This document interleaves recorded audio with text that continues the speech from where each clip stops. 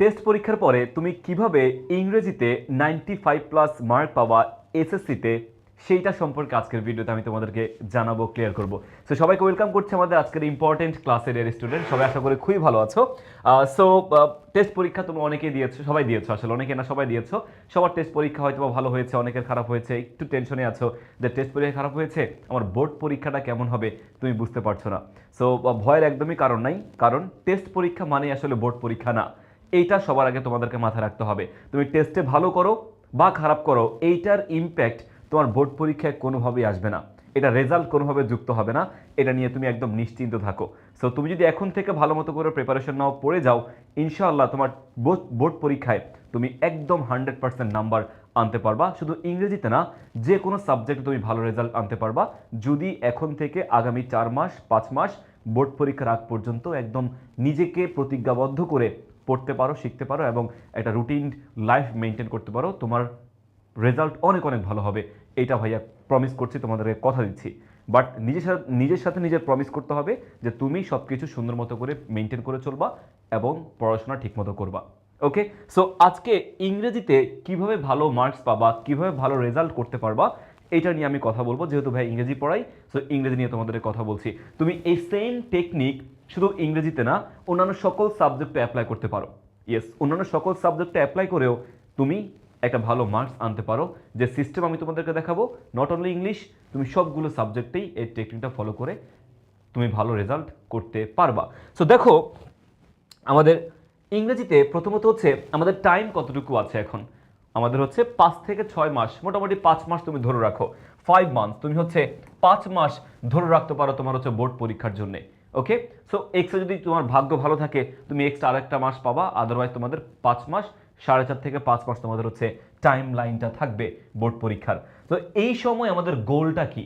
আমাদের লক্ষ্য হচ্ছে এই 4 মাস 5 মাসের মধ্যে লক্ষ্য হচ্ছে যে ফুল সিলেবাস কমপ্লিশন, অর্থাৎ তোমার ইংরেজির পরিপূর্ণ সিলেবাস কমপ্লিট করা। বাংলা, ইংরেজি, আইসিটি, ম্যাথ, বায়োলজি সবগুলো সাবজেক্টের ফুল সিলেবাস তুমি কমপ্লিট করবে, এটা তোমার প্রথম টার্গেট। সেকেন্ড টার্গেট হচ্ছে স্ট্রং বেসিক তোমার থাকতে হবে রেজাল্ট ভালো করার জন্য। বিকজ কোন জায়গা থেকে তোমার প্রশ্ন আসবে, গ্রামারের যদি বেসিক না জানো, তুমি হয়তো বা advance right forms of verb, changing sentences টপিকগুলোতে ভালো রেজাল্ট তুমি হয়তো বা করতে পারবে না। দেন এক্সাম কনফিডেন্স তোমার ঠিকমতো, এক্সামে কনফিডেন্স তোমার কিন্তু আসবে না যদি তুমি বেসিক না জানো। তো তোমাকে বেসিকটা ভালো মতো করে জানতে হবে ইংরেজির, এবং তোমার এক্সাম কনফিডেন্সগুলো কি তখন গ্রো করবে। এরপরে দেখো, আমাদের টার্গেট হচ্ছে A+ বা GPA 5 ফোকাসড প্রিপারেশন। এই সময়ের মধ্যে কিভাবে A+ পাওয়ার প্রিপারেশন নিতে হয়, গোল্ডেন পাওয়ার প্রিপারেশন নিতে হয়, কিংবা স্কলারশিপ বৃত্তি পাওয়ার প্রিপারেশন নিতে হয়, এইটা হচ্ছে আমাদের মূল টার্গেট এই কয়েক মাসের মধ্যে, তাই না? সো তুমি যদি ভালো রেজাল্ট মেট্রিকে করো, এসএসসি লাইফে করো, তুমি এইচএসসিতে গিয়েও কি ভালো কলেজ পাবা, দেন ভালো কলেজ থেকে ভালো অ্যাডমিশন ভালো বিশ্ববিদ্যালয় তোমাকে এনশিওর করবে। অলরাইট, সো দেখো এরপরে আমাদের ইংরেজি প্রথম, আজকে আমি ইংরেজি প্রথম এবং দ্বিতীয় পত্রের পুরো জিনিসটা নিয়ে কথা বলবো, আমাদের মার্ক ডিস্ট্রিবিউশন নিয়ে কথা বলবো এবং আমাদের ইম্পর্টেন্ট লেসনগুলো কি কি সেগুলো নিয়ে তোমাদেরকে আমি কথা বলবো। দেখো, ইংলিশ ফার্স্ট পেপারে আমাদের প্রথমত হচ্ছে এমসিকিউ থাকে। এমসিকিউ তোমাদের 7 মার্ক, দেন আমাদের হচ্ছে আনসারিং কোয়েশ্চেন থাকবে 10 মার্ক সেখান থেকে, এবং এমসিকিউ এবং আনসারিং কোয়েশ্চেন পাশাপাশি গ্যাপ ফিলিং এখান থেকে হচ্ছে আমাদের 5 মার্ক। এবং এই তিনটা টপিক তোমার হচ্ছে সিন প্যাসেজ থেকে দিবে, অর্থাৎ তোমার যে বইটা আছে ওই বই থেকে কিন্তু তোমাদের এটা দিবে।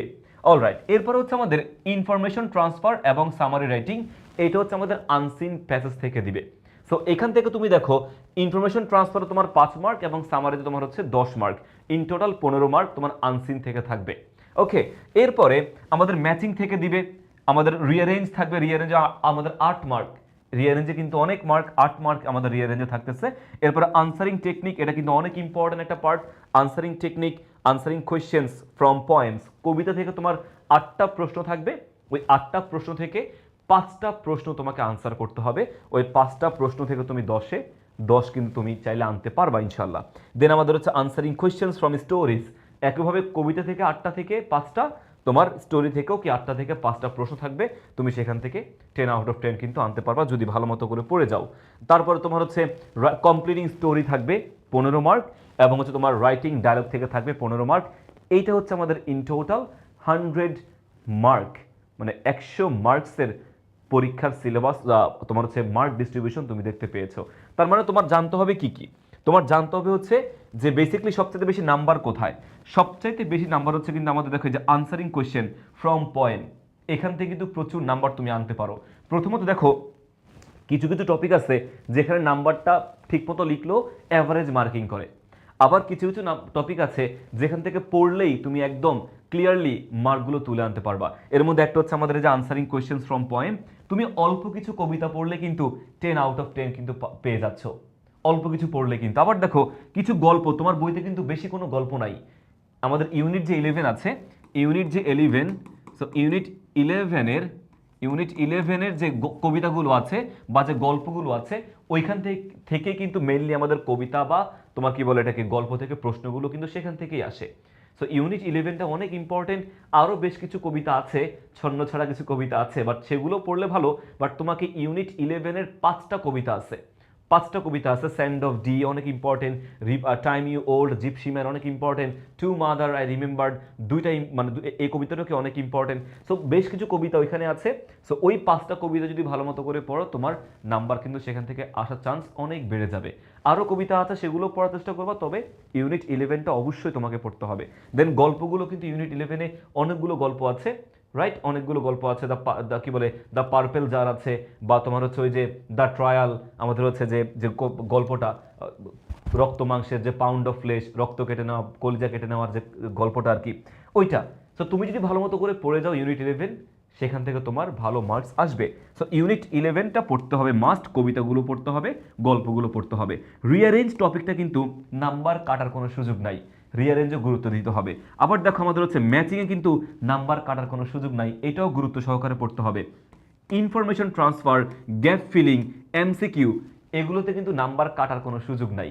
তো যেগুলো তোমাদেরকে দাগিয়ে দিলাম এগুলো যদি তুমি ভালো মতো করে পড়ো, তুমি দেখবা যে এখান থেকে তোমার কত মার্কস চলে আসতেছে। দেখো তুমি যদি এমসিকিউতে ফুল মার্কস পাও তাহলে 7, আবার দেখো তোমার হচ্ছে গ্যাপ ফিলিংয়ে তুমি 5, 12, ইনফরমেশন ট্রান্সফারে 5, 17, দেন তোমার হচ্ছে ম্যাচিংয়ে তোমার হচ্ছে 5, 22, রিয়ারেঞ্জে 8, 30, 40, 50, তোমার 50 মার্ক এখানেই তোমার হচ্ছে অ্যাটলিস্ট 48 to 50 মার্কস তোমার এখানে হচ্ছে কমপ্লিটেড, তাই তো। দেন তুমি যদি হচ্ছে ভালো মতো করে সামারিটা পড়ো, এখান থেকে তোমার 8 মার্কস বা 9 মার্কস তোমাকে বোর্ড পরীক্ষাতে তুমি পেলা। তুমি যদি কোশ্চেন আনসারিংটা ভালো মতো করে পড়ো, তুমি এখান থেকে 10-এ 8 পেলা, তাহলে কত হলো তোমার, ওখানে 48 এখানে 16, তাহলে 64 তোমার মার্কস হয়ে গেল। 64 এর পাশাপাশি তুমি যদি হচ্ছে কমপ্লিটিং স্টোরিতে তুমি যদি অ্যাটলিস্ট 8 পাও, আর ডায়লগ রাইটিংয়ে 15 তোমাকে 8 দিবে না, কমপক্ষে 8-এর কথা বললাম, 8 তো দিবে না, তোমাকে অ্যাটলিস্ট 12 দিবে। ভালো মতো করে লিখলে তোমাকে হচ্ছে কম্পিটিং স্টোরিতে তোমাকে অ্যাটলিস্ট 12 দিবে।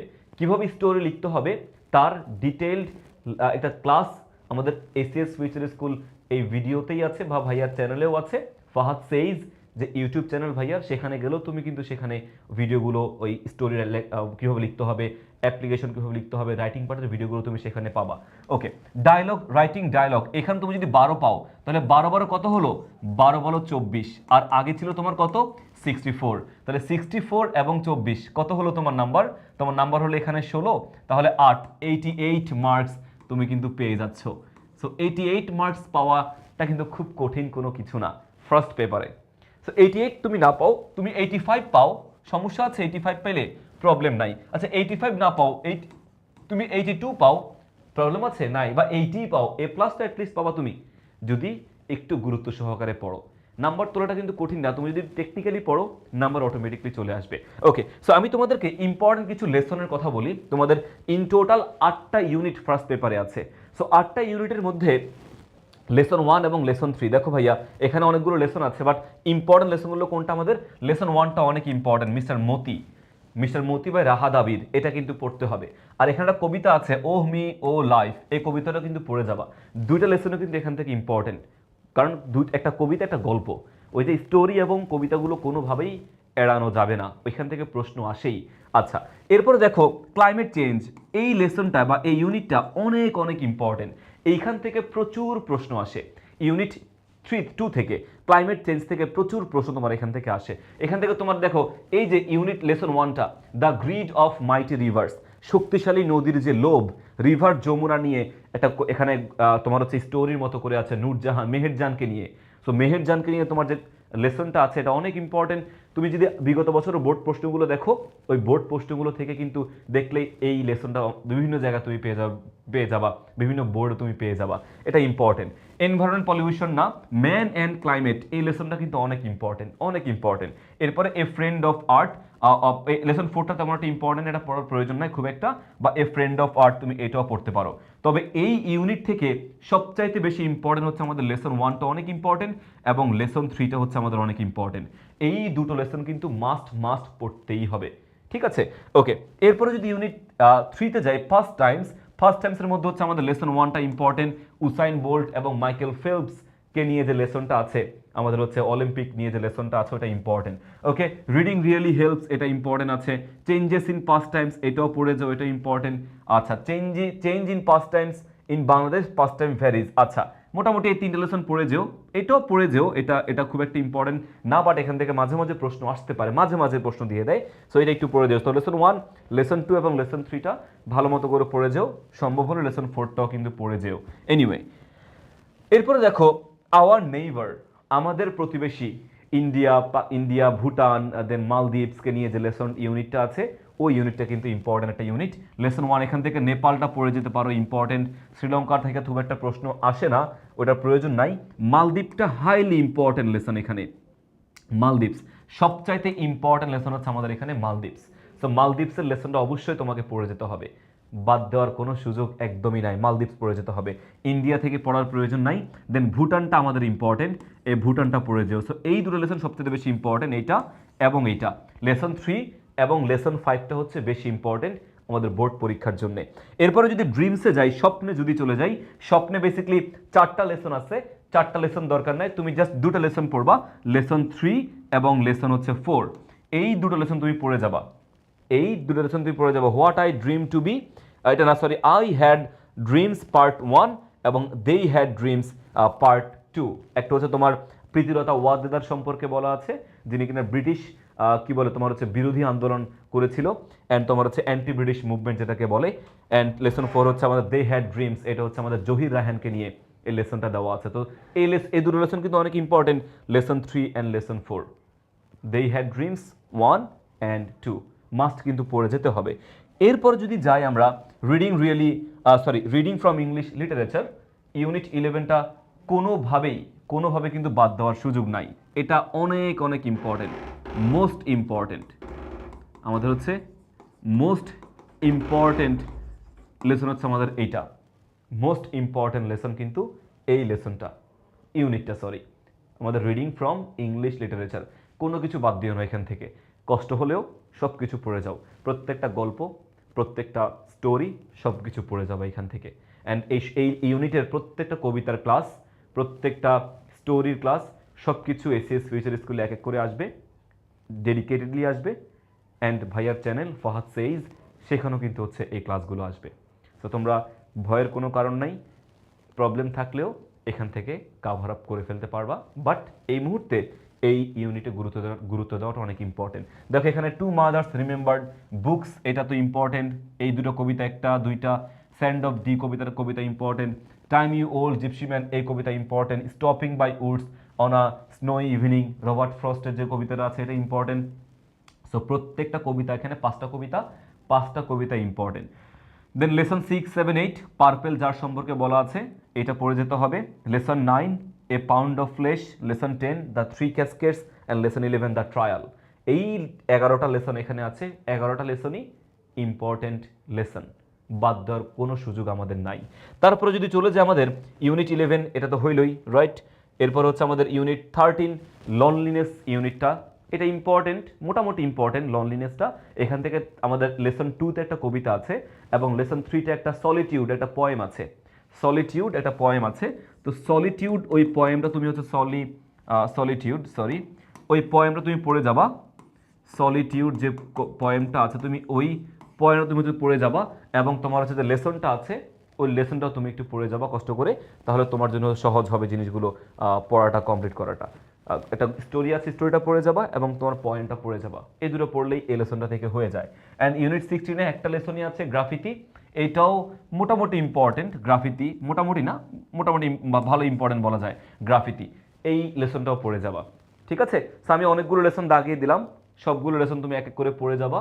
এই যে যা যা দাগিয়ে দিলাম সবগুলো কিন্তু এক করে পড়ে যেতে হবে, কোনোটাই বাদ দেওয়ার কোনো সুযোগ আমাদের নাই।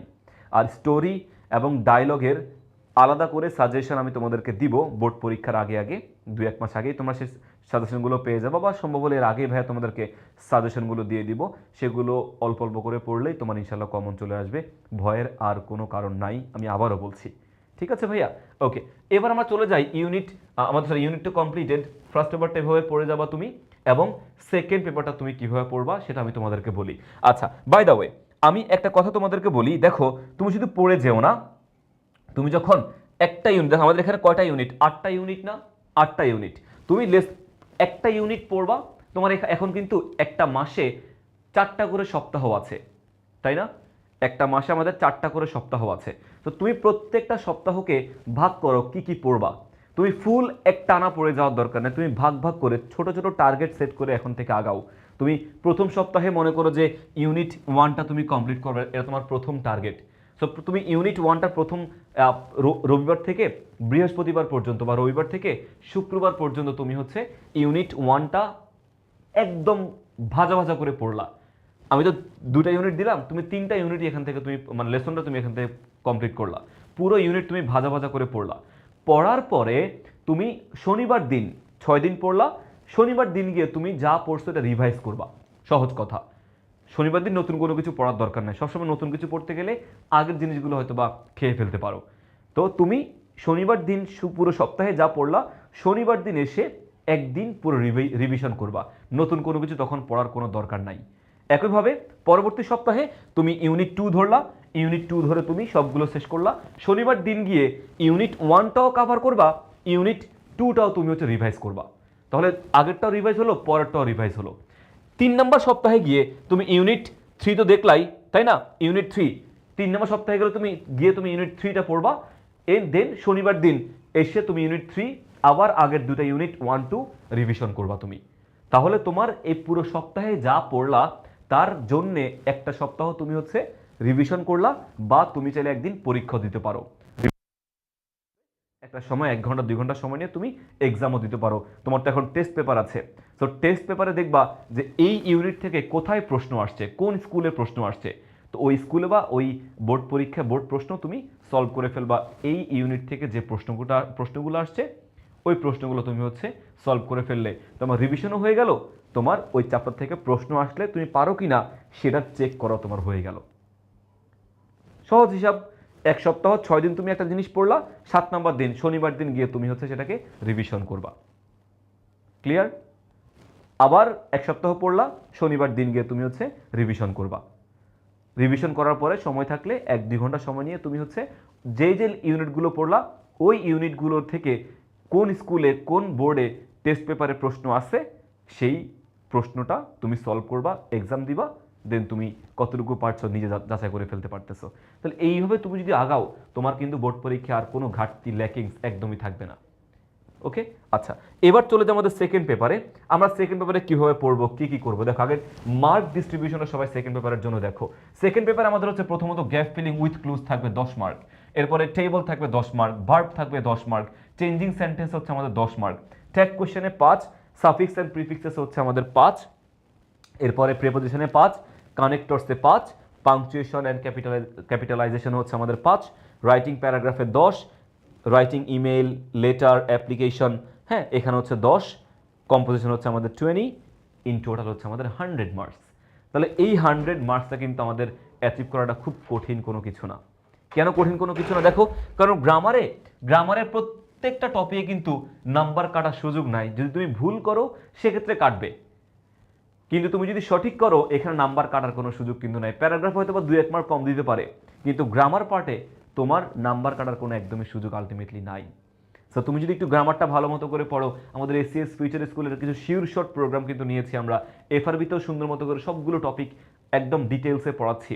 সো ওই ডিটেলস ক্লাসগুলোর জন্য কিন্তু আমাদের এফআরবিতে জয়েন করলেও পারো, অথবা তুমি শিওর শর্ট প্রোগ্রামে ইংলিশ প্লেলিস্টটা গিয়েও সেখানে ভাইয়ার চেঞ্জিং সেন্টেন্সের উপর ক্লাস আছে, রাইট ফর্মস অফ ভার্বের উপরে ক্লাস আছে, হ্যাঁ ট্যাগ কোশ্চেনের উপরে ক্লাস আছে, সাফিক্স প্রিফিক্সের উপরে, প্রিপোজিশনের উপরে, ম্যাক্সিমাম টপিকগুলোর উপর হচ্ছে আমাদের ক্লাস নেওয়া আছে। তুমি সেই ক্লাসগুলো নিলে কিন্তু অটোমেটিকলি তোমার প্রিপারেশন ভালো জায়গায় চলে যাবে। ঠিক আছে, সো তুমি হচ্ছে পড়বা, শিওর শটগুলো পড়বা, অথবা তুমি যদি এফআরবিতে জয়েন করতে চাও, ভাইয়ার যে নাম ফাহাদ, হ্যাঁ ফাহাদ 400, এই একটা প্রোমো কোড আছে, এই প্রোমো কোডটা তুমি যদি ব্যবহার করো, এই প্রোমো কোড দিয়ে তুমি যদি ভর্তি হও, তুমি 400 টাকা ডিসকাউন্ট পেয়ে তুমি ভর্তি হতে পারো আমাদের এফআরবিতে। সো ওই এফআরবিতে ভর্তি হওয়ার পরেও তুমি সবগুলো টপিকের একদম প্র্যাকটিস, ডিটেলস ক্লাস বলো বা হচ্ছে আমাদের যে ইন্ডিভিজুয়াল সাপোর্ট বলো, সেটা তো অটোমেটিকলি পাবে, অথবা তো বললামই শিওর শট তো আছেই। এনিওয়ে, তাহলে গ্যাপ ফিলিং উইথ ক্লুজ থেকে তুমি যদি ভালো মতো করে পড়ো 10 মার্ক পাবা। আবারও বলছি, প্রত্যেক সপ্তাহ টার্গেট করবা। মনে করো তুমি প্রথম সপ্তাহে গ্যাপ ফিলিংটা পড়লা, দেন শনিবার দিন গিয়ে রিভিশন করবা, রিভিশন করে তুমি প্র্যাকটিসটা করবা, পরীক্ষা দিয়ে দিবা, যে কোনো বোর্ড কোয়েশ্চেন বা যে কোনো হচ্ছে স্কুলে তো প্রশ্নটা আসেই, তুমি সেখান থেকে কয়েকটা স্কুল প্র্যাকটিস করলা, কতটুকু পারো বা না পারো। দেন দেখো তুমি যদি টেবলটা পড়ো, প্র্যাকটিস করো, এক সপ্তাহ পড়ে প্র্যাকটিস করলা, বা তুমি প্রথম সপ্তাহে 1 নাম্বারটা এবং 2 নাম্বারটা ভালো মতো করে পড়লা, প্রথম সপ্তাহে তুমি হচ্ছে 1 আর 2 ভালো মতো করে পড়লা, পড়ে তুমি শনিবার দিন গিয়ে ফার্স্ট পেপারের সাথে রিভিশন দিলা এবং পরীক্ষাটাও দিয়ে দিলা। দেন তুমি হচ্ছে রাইট ফর্মস অফ ভার্ব, এটা বড় টপিক, সপ্তাহে একটা সপ্তাহ পুরোটা এটার জন্য রাখো, এটার জন্য ডাবল কোনো কিছু করার দরকার নাই। পুরো সপ্তাহ তুমি নিয়মগুলো ভালো মতো করে দেখো, শিওর শর্ট প্রোগ্রাম, এফআরবির ক্লাসগুলো ভালো মতো করে করলা, করে তুমি হচ্ছে শনিবার দিন গিয়ে রিভিশন দিলা এবং হচ্ছে প্র্যাকটিসটা করলা, তোমার ভার্বটা কমপ্লিটেড। এবং আগেরগুলো কিন্তু প্র্যাকটিসটা করবা, সাইমালটেনিয়াসলি কিন্তু প্র্যাকটিসটা করবা। দেন তোমার পরবর্তী সপ্তাহে এটা কমপ্লিটেড, নেক্সট উইকে তুমি হচ্ছে চেঞ্জিং সেন্টেন্স পড়বা, চেঞ্জিং সেন্টেন্স পড়ে তুমি সেমভাবে পরীক্ষা দিলা শনিবার দিন আগেরগুলো সহকারে, তখন পরীক্ষাটা দিলা, তাহলে আগেরগুলো রিভিশন হলো, এইটাও একবার রিভিশন হয়ে যাচ্ছে। না তো দেখা যাবে তুমি যদি শুধু এইটাই পড়ো, ওই সপ্তাহে গিয়ে রিভিশন শুধু এটাই করো, তাহলে আগেরগুলো 2-3 সপ্তাহ তো গ্যাপ পড়ে যাবে, তখন আগেগুলো হয়তো ভুলে যাবা। এই জন্য রিভিশনের সময় আগে যতগুলো পড়ছো সবগুলো সহ একবারে রিভিশনটা দিবা। দেন ট্যাগ কোয়েশ্চেন একইভাবে, সাফিক্স প্রিফিক্স একইভাবে পড়বা। দেন তোমার হচ্ছে প্রিপোজিশন, কানেক্টরস, পাংচুয়েশন, ক্যাপিটালাইজেশন। দেন প্যারাগ্রাফ, ওই যে বললাম প্যারাগ্রাফের টেকনিক তো আছেই, ভিডিও দেখতে পারো, ভাইয়ার চ্যানেলেও কিন্তু ভিডিওজ আছে। এখানে ভাইয়ার চ্যানেলের নাম হচ্ছে ফাহাদ সেইজ ইউটিউব চ্যানেল, এখানে লিখলে তুমি কিন্তু সেখান থেকে ভিডিওগুলো পেয়ে যাবো ভাইয়া। So writing paragraph, email writing, short composition, তুমি এখান থেকে শর্ট কম্পোজিশন কীভাবে লিখবা সেটার টেকনিকগুলো পেয়ে গেলা, সেখান থেকে শিখলা। ওকে, দু একটা হয়তো বা টপিক এই ভাইয়ের চ্যানেলে নাও পেতে পারো, বাট আমাদের এসএস ফিউচার স্কুলের চ্যানেলে কিন্তু পেয়ে যাবা। এটার ক্লাস, সবগুলো ক্লাসে কিন্তু ভাইয়ের চ্যানেলে আজব কালক তো আসবেই। এনিওয়ে, তাহলে ইমেল, লেটার, অ্যাপ্লিকেশন সব কিছুর টপিক তুমি যদি ভালো মতো করে পড়ো অ্যান্ড প্র্যাকটিস করো, তোমার প্রিপারেশন আসলে অনেক ভালো হবে। মানে ঘাবড়ানোর কিছু নাই। অনেকে আফসোস করে ফেলে, হতাশ হয়ে যায় যে হায় হ্যাঁ আমার কি হয়ে যাবে, আমি তো টেস্ট পরীক্ষা খারাপ করলাম, আমার তো অনেক কিছু বাকি আছে। সো হতাশ হওয়ার কিছু নাই। তুমি যদি আজকে থেকে একদম ভালো মতো করে পড়ো, তোমার পরীক্ষা অনেক অনেক ভালো হবে, এটা আমি প্রমিস করছি ভাইয়া তোমাদেরকে। প্রতিজ্ঞাবদ্ধ তুমি নিজে হও, আমি হলে তো হবে না, তুমি নিজে প্রতিজ্ঞাবদ্ধ হও, তাহলে তোমার রেজাল্টটা দেখা যাবে এখান থেকে তোমার এখানে চলে যাবে প্রিপারেশন, অনেক ভালো ভালো রেজাল্ট তুমি করতে পারবা। ঠিক আছে ভাইয়া? সো এই যে গ্রামার পার্টের কথাগুলো, মানে গ্রামার পার্টের কথা বললাম না, তুমি গ্রামার পার্টের প্র্যাকটিসের জন্য শুধু বোর্ড কোয়েশ্চেনগুলো করো। প্রিভিয়াস ইয়ারের যে বোর্ড কোয়েশ্চেনগুলো আছে না, প্রিভিয়াস ইয়ারের যে বোর্ড কোয়েশ্চেন, ওই প্রিভিয়াস ইয়ারের বোর্ড কোয়েশ্চেনগুলো তুমি যদি ভালো মতো করে পড়ো, তাহলে তোমার দেখা যাবে যে প্র্যাকটিসটাও ঠিক মতো হয়ে যাবে। জাস্ট প্রিভিয়াস ইয়ারের বোর্ড কোয়েশ্চেনগুলো পড়ো, এটা বেশি কার্যকরী। ফার্স্ট পেপারে দেখা যাবে যে প্রিভিয়াস ইয়ারের বই তো চেঞ্জ হয়েছে, ইউনিট চেঞ্জ হয়েছে, ফার্স্ট পেপারে একটা তুমি বিভিন্ন ফেমাস কলেজগুলো পড়ো, জেলা স্কুলগুলো ভালো মতো করে পড়ো, সরকারি স্কুলগুলো ভালো মতো করে পড়ো। ঠিক আছে? আর হচ্ছে তোমার সেকেন্ড পেপারের জন্য গ্রামারের যে প্র্যাকটিস পার্ট, সেটা শুধু বোর্ড কোয়েশ্চেনের উপর বেস করে করলেই হবে, শুধু বোর্ড কোয়েশ্চেনের উপর বেস করে করলেই হবে। তুমি দেখবা যে বোর্ড কোয়েশ্চেনগুলো না মানে একটা ধাঁচের হয়, একটা সেম লেভেলের সেম ক্যাটাগরির প্রশ্ন করে।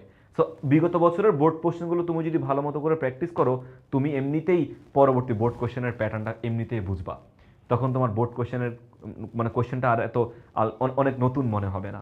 তুমি এগুলো ভালো মতো করে পড়লে একই রকমের প্রশ্নই তুমি হচ্ছে বোর্ড পরীক্ষাতে পাবা, তোমার প্রশ্ন পরীক্ষা ভালো হবে, কমন পাবা তুমি। ঠিক আছে? আর এই যে দেখো রাইটিং পার্ট, এই রাইটিং পার্টগুলো তুমি যদি হচ্ছে বোর্ড পরীক্ষার বিগত বছরের বোর্ড পরীক্ষাগুলোর writing part, paragraph, application, email, composition যদি বিগত বছরের প্রশ্নগুলো দেখে একটু পড়ে যাও, দেখা যাবে যে তোমার এমনিতে কমন চলে আসতেছে। কারণ নতুন কি দিবে, প্যারাগ্রাফ কি বানাবে, টপিক কি বানাবে? টপিক বানানোর কিছু নাই। Environment pollution, global warming, tree plantation, water pollution, এগুলো common topic. Book fair, school magazine, school library, traffic jam, loadshedding, এগুলো কমন টপিক ভাইয়া। এগুলো যদি পড়ে যাও তাহলে আলটিমেটলি তুমি দেখা যায় যে প্রিভিয়াস ইয়ারেরগুলো পড়ে যাচ্ছ, পড়লেই তুমি নেক্সট ইয়ার তোমার ক্ষেত্রে কমন চলে আসবে। এগুলো আলটিমেটলি রিপিটেড হয়। সো বোর্ড পরীক্ষার প্রশ্নগুলো ভালো মতো করে পড়লেই হবে। রাইটিং পার্টের জন্য নতুন অনেকে সাজেশনের পিছনে ঘুরে, কিন্তু আমি বলবো রাইটিং পার্ট তুমি যদি বোর্ড পরীক্ষাগুলো, বোর্ড কোশ্চেনগুলোর রাইটিং পার্ট প্রিভিয়াস ইয়ারগুলো প্র্যাকটিস করে যাও, কভার করে যাও, পড়ে যাও, তোমার নেক্সট ইয়ারেও রাইটিং পার্টগুলো তোমার কমন চলে আসবে। কোনো সাজেশনের দরকার নাই, যদিও আরেকটা দিব সাজেশন, বাট না দিলেও ভয় পাওয়ার কিছু নাই। পড়ো, কমন আসবে তোমার। কম্পোজিশন কি আসে? Your favourite hobby, climate change আসতে পারে, বা হতে পারে আমাদের কি বলে এটাকে importance of computer, uses and abuse of Facebook, computer, বা তোমার কি বলে এটাকে science in our everyday life. এগুলো তো কমন চলে আসে। সো এগুলো পড়ো, কমন প্যারাগ্রাফ, কমন কম্পোজিশনগুলো পড়ো, তোমার অবশ্যই কমন আসবে। Your favourite season, your favourite game, your favourite হবি, এগুলো পড়ে যাও, অবশ্যই তোমার ইনশাল্লাহ কমন আসবেই। হলফ করে বলছি ভাইয়া, কিন্তু কমন আসবে। তাহলে এই সেকেন্ড পেপার এবং ফার্স্ট পেপারের গাইডলাইনটা ফলো করবা, ভালো মতো করে পড়ে যাবা। অ্যান্ড আমি আবারও বলছি, টেস্ট পরীক্ষা যা হয়েছে এটাকে মাথা থেকে একদমই ঝেড়ে ফেলো। জাস্ট পরবর্তী কয়েকটা মাস একটু ভালো মতো করে পড়ো, তোমার স্বপ্ন বাস্তবায়ন হবে, তোমার পিতামাতার স্বপ্ন বাস্তবায়ন হবে, এবং আমরা যারা টিচার আছি আমাদের স্বপ্ন ইনশাল্লাহ বাস্তবায়িত হবে তোমাদের মাধ্যমে। সো তোমরা অনেক দূরে এগিয়ে যাও, এই কামনাই করি, এই দোয়া করি। অ্যান্ড যা যা কথা বললাম সেগুলো একটু পালন করবা। এই একইভাবে রিভিশন করে পড়ে, রিভিশনের টেকনিকটা অন্যান্য সাবজেক্টও ফলো করে যাও, তোমার পরীক্ষা অনেক ভালো হবে সবগুলো সাবজেক্টেই। ঠিক আছে, সবার জন্য শুভকামনা, সবাই অনেক ভালো করো জীবনে, এবং বোর্ড পরীক্ষাটা অনেক ভালো হোক, এই কামনা শেষ করছি আজকের ক্লাস। সবাই ভালো থাকো, আল্লাহ হাফেজ, আসসালামু আলাইকুম।